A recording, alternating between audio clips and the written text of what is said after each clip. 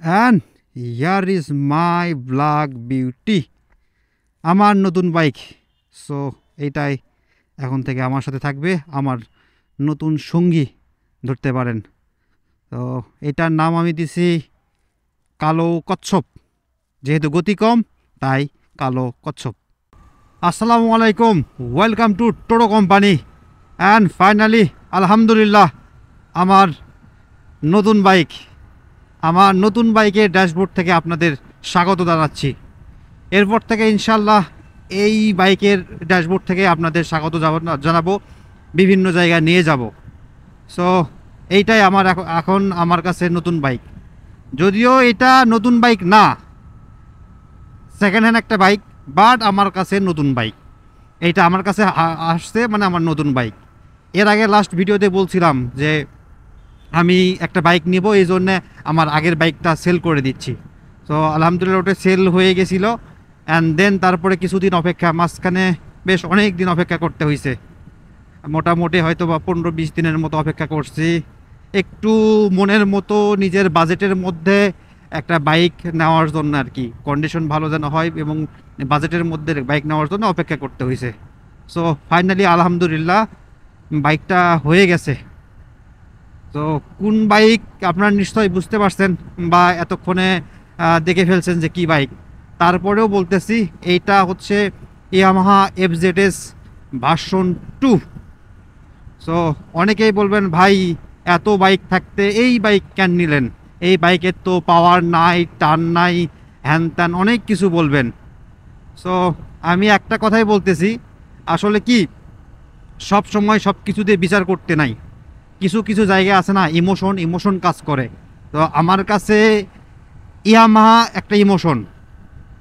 সত্যি বলতে কি এইটা নিয়ে একটু যদি জাস্ট বলি, পিছনের দিকে যাইতে হবে। সেটা হচ্ছে আমি যখন ধরেন প্রাইমারিতে পড়তাম, ক্লাস 3-4 বা এরকম 5 এরকম পড়তাম, সেই সময় আমার নানু বাড়ি কিন্তু আমার বাড়ি থেকে বেশি দূরে না, 2.5 কিলো, মোটো 2.5 কিলো দূর হবে।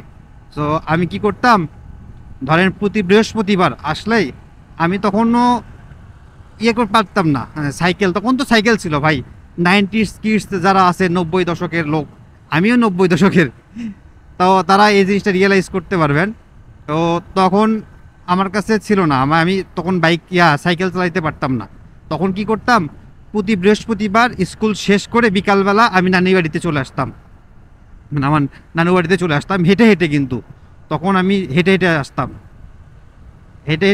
এমন কেন আসতাম, পরের দিন হচ্ছে শুক্রবার সকালবেলা মামা আমারে মোটর সাইকেল করে আবার নিয়ে আসে, রাখে যাইতো আমাদের বাসায়। সো এই জন্যই যে একটা রাত নানু বাড়িতে থাকলাম এবং দেন সকালবেলা আমার বাইকে করে বাড়িতে আসা হবে, এই জিনিসটার জন্যই আমি কিন্তু অলমোস্ট ধরেন একদম প্রত্যেক বৃহস্পতিবার এইটা আমার মোটামুটি একটা রুটিন ছিল, সবাই জানতো। এবং আমি বিকালবেলা চলে যাইতাম এবং তারপরে চলে আসতাম।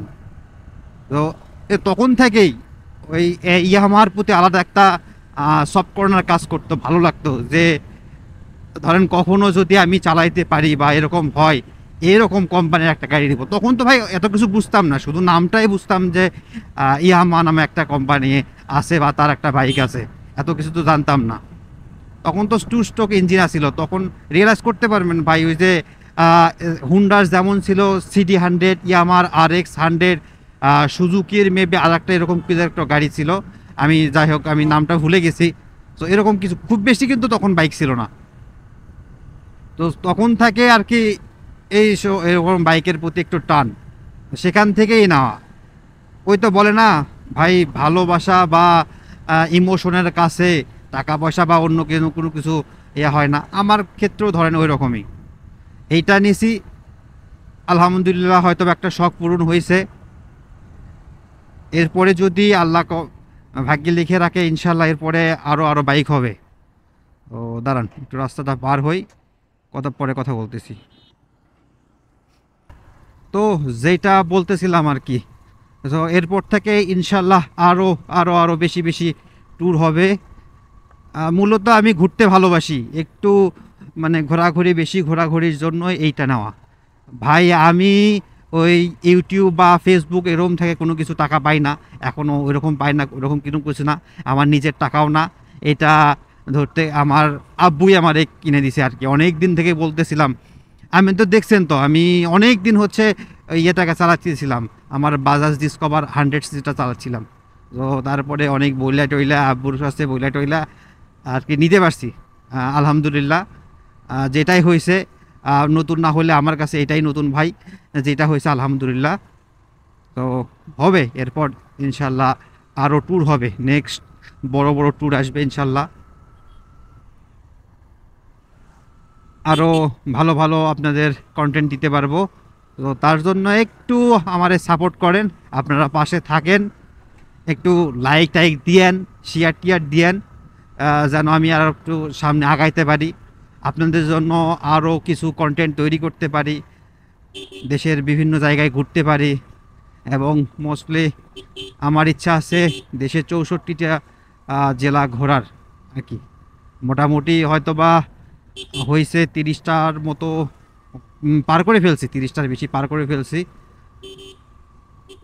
এখন নেক্সট টার্গেট বাকিগুলো আছে, যেগুলো আছে এগুলো আর কি শেষ করা হবে, আস্তে আস্তে হবে ইনশাল্লাহ। সবগুলা সময় লাগবে, আমি তো ভাই ওইভাবে করতে পারি না। আমার বোঝেন তো, আমি তো ওইভাবে কিছু পাই না, বা সবাই যেরকম কন্টেন্ট ক্রিয়েটর আছে ফেসবুক বা ইউটিউব থেকে ইনকাম করতেছে, ওইটাই দিয়ে ঘুরতেছে, আমার তো এরকম কিছু না। আমি নিজে যেটুকু পাই সেভ করি, টাকা সেভ করি, সেখান থেকে নিয়ে এই তো মাঝে মাঝে একটু ঘোরাঘুরি করি। এই জায়গায় থেকে আপনাদের একটু সাপোর্ট দরকার, আপনারা সাপোর্ট করলে ইনশাল্লাহ আগায় যাব।